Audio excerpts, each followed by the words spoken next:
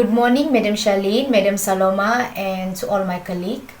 Today, me, Faraena, Aisha, Anissa Azman, and Firsha are going to represent our group to present our community service project at the Salvation Army Boys Home, Jalan Banhok, and Sekama. This is our presentation outline. We are going to talk about the background of the NGO, our activities, appraisal, fundraising project, impact, success, challenges, recommendation for improvement, and conclusion. To begin, I'm going to talk about what is Salvation Army Boys Home. Salvation Army Boys Home is located at Jalan Banhok near the center of the city. This home provides residential care for the boys who having or were victim of family crisis such as orphan, single parents, or abusive parents. The purpose of this organization is to provide emotional, physical care and support to the boys residing there. This home also helps the boys to overcome their past trauma through counseling. Moreover, this organization also encourages each child to have a personal relationship with Jesus and grow in their faith, and aim to raise the boy to be gentlemen with Christian principle and ethics. Some of the activity that being conducted by the organization are educational activity, which they send the boy to nearby government school and tuition. After that, recreational activity, religious activity, counseling, involve the boy in fundraising activity every year, which is cattling, recruitment of volunteer to help with raising the boy and to conduct fundraising activity.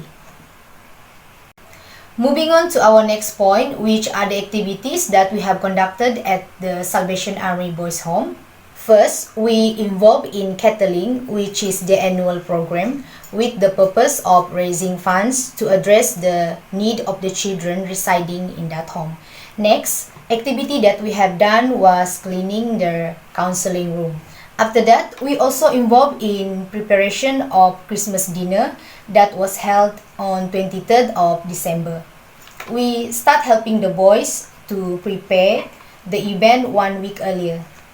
We assign tasks like making Christmas card for the guests, making program books, preparing the goodies for the guests, and decorating the hall for the event. Last but not least, we also have the boys to clean the fish fund. Throughout our attachment at the Salvation Army Boys Home, we learned about ways to help the children in needs, and the organization was conducive for the learning. For part 1.2, as we know that our group is divided into two small groups. First group, they are going to the Salvation Army Boys Home, and for the second group, which is our group, is going to the Salvation Army in Jalan Sekama. Actually, there are two services they are provided in Salvation Army Jalan Sekama. First is community service, and second is children's home tuitions. Actually, Salvation Army in Sekama, they are reaching out community who in need, and also currently, as we know that all learning process is in online, so student who does not have internet connection at their home, or they don't have computer or laptop to do their online classes, so they can come to the Salvation Army in Sekama to get access in internet and computer as well. So what is Salvation Army in Kuching or in Sekama? A branch of the Salvation Army in Kuching in charge of reaching out to the community in need, as what I mentioned before. And what is the purpose? First is to perform community needs assessment. Second, to supply basic need to the community in need like a food pack.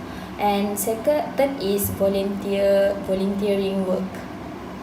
And what we have done so far, first we provide a church for religious activities, we just help them. And second is kindergarten services for needy family with children. Basically, they come to the Salvation Army in Sekama and they sit for their exam, or they access to the internet or computer. And third is center for community learning. Fourth is for help any community in needs in terms of food and basic needs. This is our activity at the Salvation Army Kuching Corps. First, we do catering to collect donations for them.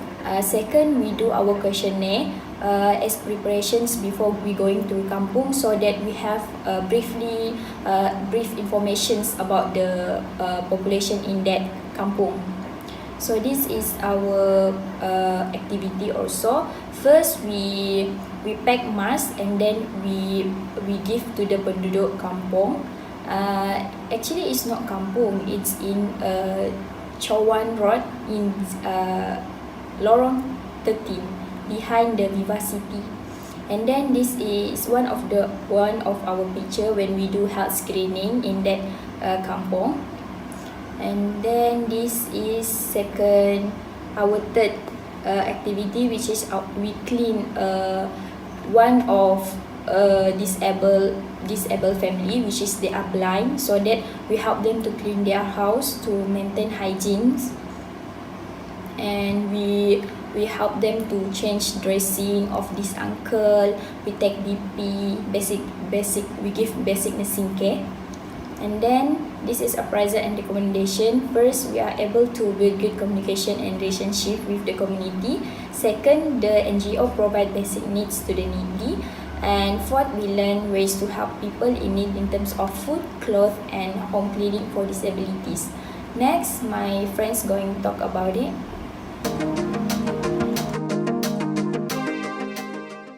Part 2, Fundraising Project.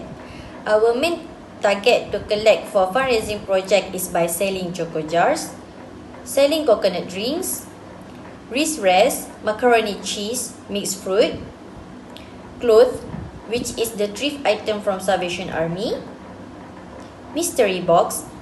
This mystery box involve a thrift shop which is from Salvation Army. Actually, we help them to sell their things and also we gain some profit from there. Then we also have Instagram account and also Facebook accounts to do marketing and also share our activity throughout the posting. Next, this is our fundraising poster that we use in the social media to raise our donation.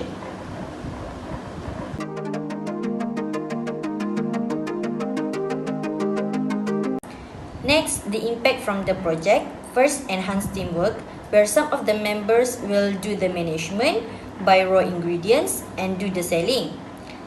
Then, brainstorming for fundraising ideas, collaboration with Salvation Army management team for the success of the project, and raise funds to help the Salvation Army to provide the children and community needs.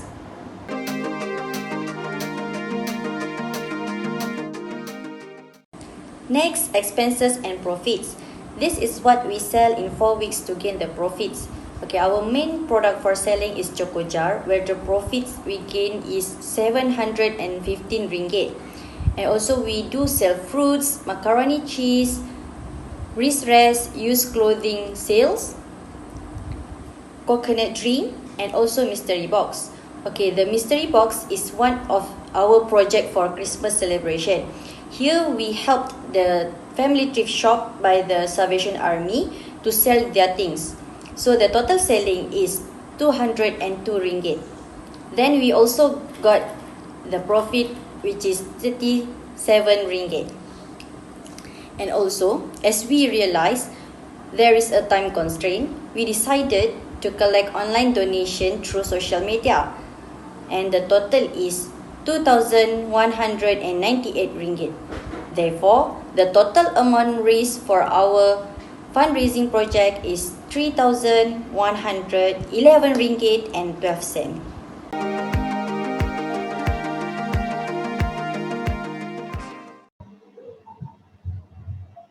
Next, throughout the posting, we also face some challenges and we try our best to overcome it to reach our goals. The first one is lack of trust of the public regarding our project, particularly the online donation.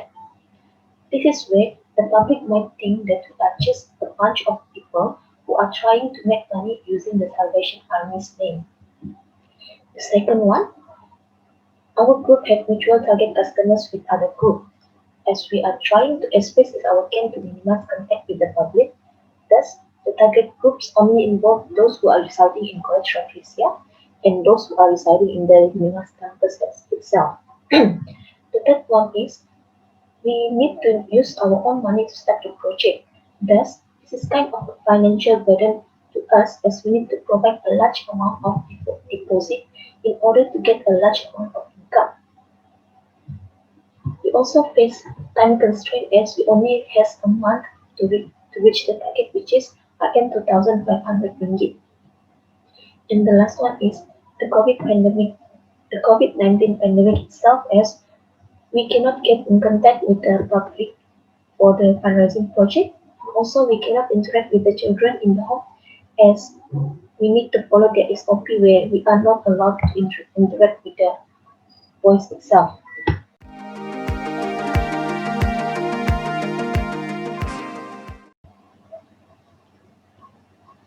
Next, this is the recommendations for improvements regarding the fundraising project. The first one is to start the fundraising project before the commencement of the course. This is to give a proper amount of time to the students to reach the targeted amount. The second one is to ask advice from senior about the flow of fundraising as a guidance throughout the fundraising project. Then, the student also need to assess the available resources that can manifest for fundraising. The available resources such as the public, family, friends, students, and also lecturers. For example, the public itself can be targeted for the online donation but not for the selling goods project.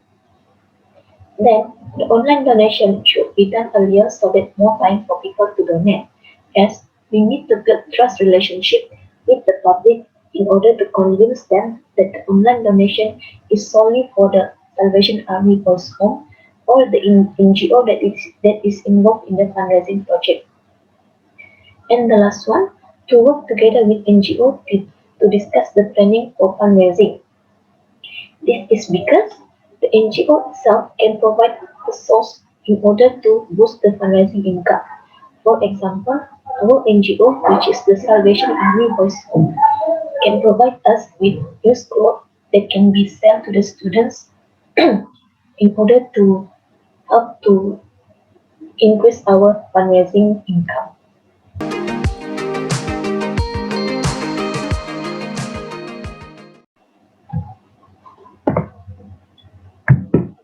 In conclusion, more people needs to be involved in charity work to help the needy, and the authorities need to explore more areas including the urban areas to detect the hidden less fortunate community.